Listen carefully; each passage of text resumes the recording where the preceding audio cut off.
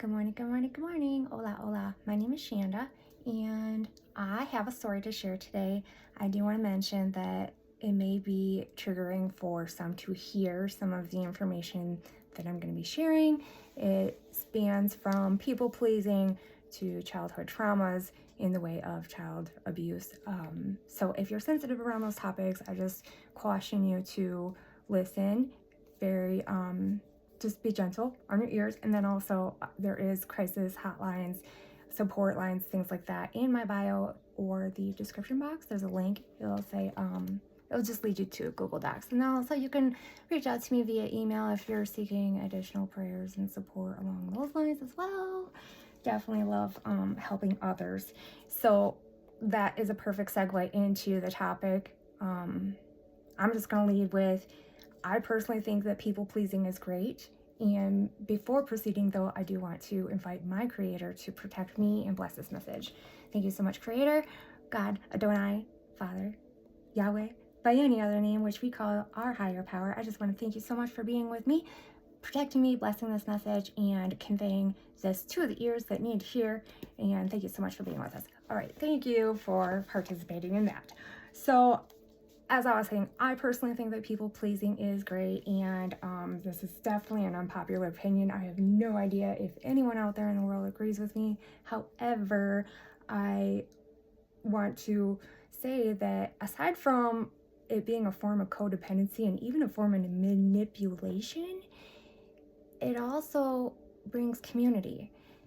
Without somebody like me out there considering how to make everyone happy at all times, then who would be the glue that holds community together? Who would be the cheerleader that rallies for loving and supporting others?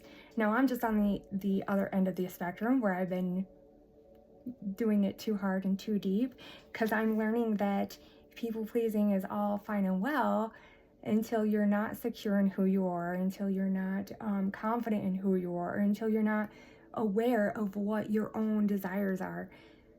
Therefore, the people pleasing can impact your own personal fulfillment, and that's currently what I've been experiencing and learning. There's that saying that in order to have that new life that you're trying to achieve, you need to let go of everything entirely and completely.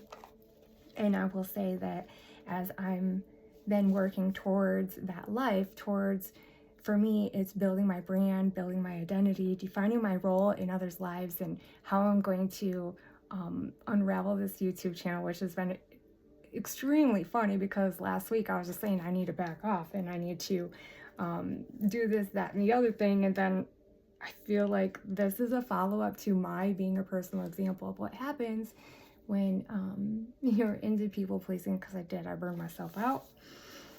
And I felt over the weekend that my Creator was telling me to really rest, really lean into the self-care, really hold myself accountable for the things that I'm sharing when I sit there and tell people that having a healthy mindset and holding each other accountable is important to get to that healthier mindset.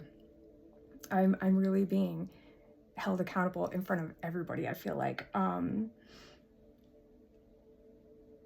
I've really struggled to put myself first every single day. I've woken up and I will have good intention to put myself first, and I immediately start thinking about other people. And then I start getting missed phone calls, and then I start getting emails, and then I start feeling guilt about not responding to these people like immediately. And then I start ruminating over my own self-worth. So I've been trying to balance where my socialization can have its negative impact or positive impact based on whatever talking space that I'm into. And then at which point is it appropriate to go ahead and take that space that I'm saying I need. So over the weekend, my son had turned 18, and that was kind of emotional for me because it dawned on me that for the past 18 years, for sure, I have been people pleasing. For the past 18 years, I have been putting at least my children before me every single day. And I just bawled the whole day thinking about how it was a sacrifice, and it was a worth sacrifice. I would do it all over again. Differently though, I would have loved myself more and valued myself, and definitely came back from the people pleasing a little bit so that way I could better care for them. But I over the weekend, when I was realizing how much that had taxed me in my whole life, and I was like kind of celebrating but also grieving this 20 years of my life that I had lost due to me being so gung-ho on people pleasing. And then my girlfriend's birthday was just 2 days later, and I didn't really give myself sufficient time to replenish. You know, there's that whole energetic loop, you know, where you're high vibrational and you start up here, and then as things deplete you, you're spiraling out. Well, I was probably down towards the bottom of my spiral when I had to get engaged in my best friend's birthday, and I could feel my energy just taking away throughout the day. Little things that kept coming, text messages, solicitors, negative comments, and I just burned out. I just crashed out Monday morning. Tuesday, I shut off my phone, and I started getting those guilt-stricken voicemails, not by anybody else's doing, but my own. And so finally, yesterday, I had coffee with one of my garden club ladies that I volunteer with, and she's had some of the prior experiences that I have had. So I was opening up to her about people pleasing, setting boundaries, especially when you're dealing with alcoholics and you set boundaries with alcoholics. That can be really difficult because they're not really entirely lucid sometimes when you're having conversations. So finally, I'm explaining to her why I'm struggling setting these boundaries. And, you know, I was like, I feel guilt when you left a voicemail and I wasn't able to call you back in the same day or just even get the energy. And she's like, why? You know, you just do it. And I started feeling the child within me get frustrated because I'm explaining myself. I'm saying, I'm stressed out. I'm at capacity. I really need space. I don't know how to convey to everyone around me that I'm maxed out. And she's just like, why? You just do it. You just say it. And finally, I just looked at her, and we're driving in the car, and I said, look, I was raped when I was 4. I was raped when I was 4, and that's impacted my ability to make every single decision ever since then, because all my decisions are basically fear-based. I mean, I'm always wanting to protect my peace, make sure I'm safe. So there's a lot of thoughts that come to me since I was basically born. I mean, since I was able to form my own thoughts, they have been out of a place of fear to protect myself. The idea is that if everyone around me is happy and healthy and without need or want, then I am also going to be happy and healthy and without need or want. And she stopped, and at that point she stopped arguing with me, and she understood where I was coming from, that my people pleasing, it comes from a place that's so deep that this huge sabbatical I'm taking for myself is absolutely necessary. I'm knowing that even if I were to try and go apply for a 9-to-5 job, I would still be struggling because I'm at this place where the people pleasing is no longer keeping me safe. When I neglect my thoughts, when I neglect my desires, when I neglect my feelings, there are severe physical consequences that come, like my losing sleep, my cortisol levels, my appetite. I will get headaches. I'll get physically ill. I'm at a place where my Lord Creator has said, you know what, you are going to stop, and you're going to rest. So in my last video, oh yeah, that's what it was. I'm pretty sure I shared that I had to do OnlyFans. And stigma, I can't even remember why I chose to do OnlyFans now. And that I'm going to have to go back and watch that video, because now today I'm sitting here knowing that the universe pushed me into it for my self-care. This OnlyFans thing, which I've always wanted to be a model anyways, growing up I was really fat, so I didn't think that I would be able to be a model, but the OnlyFans is making me stop in self-care. The other day when I had mentioned, I don't know why anyone wants to do, oh, that's why I posted it, because people keep coming at me for my energy and sexual energy and things like that, and I was raped when I was 4. I don't want to talk to you, especially when you're coming at me like that, you know? Give me chocolate flowers and give me a sparkly dress. But look, I was like, oh, no one wants to date me, blah, blah, blah. So I made it a point to make sure that I don't have any bags under my eyes before I went on camera today. And that is a direct result of wanting to make sure that I can photograph well for my OnlyFans. And therefore my self-care is just, it's exploding now over the past 3 days, because now I'm buying dresses for myself. I'm just treating myself like a princess, and it is really, really nice, because I'm testing my belief systems and realizing that my ideas about worth and money and are still pretty skewed. My grandma, as wonderful and amazing as she was, and how much she wanted me to have all the blessings in the world, how much she loved me, she would say, I deserve nothing. You deserve nothing. Jesus died for our sins, blah, blah, blah. You deserve nothing. Well, as a 4 or 5-year-old who had been raped, being told over and over and over that I deserve nothing, I literally thought that getting raped was what I had coming for the rest of my life.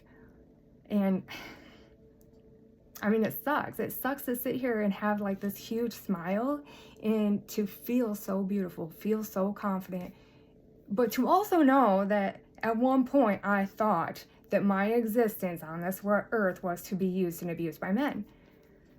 How profound, you know, how surreal to come to a place where I'm sitting here today knowing that I deserve respect, I deserve love, I deserve positive attention, I deserve food, I do deserve nice things, I deserve to be happy, I deserve to be valued and appreciated and poured into just the same way that I had poured into others. And so I've been working really hard disproving my own beliefs, my own false thinking patterns that may still exist, and generational beliefs that have led to curses in my family. You know, my kids are going without because I was told I didn't deserve anything, but I'm knowing that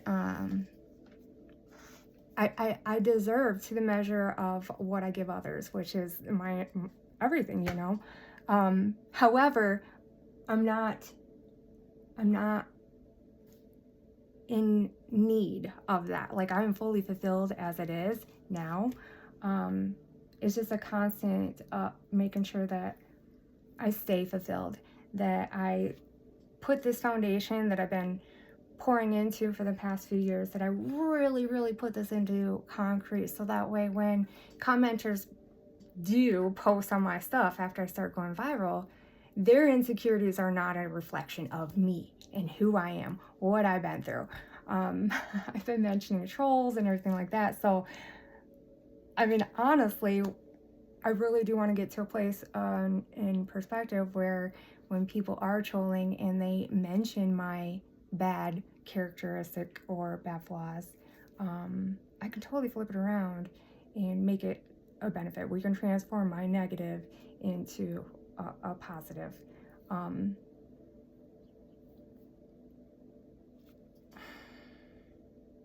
Yes. So yeah, I've been really practicing the past few days on how to stay high vibrational no matter what comes my direction.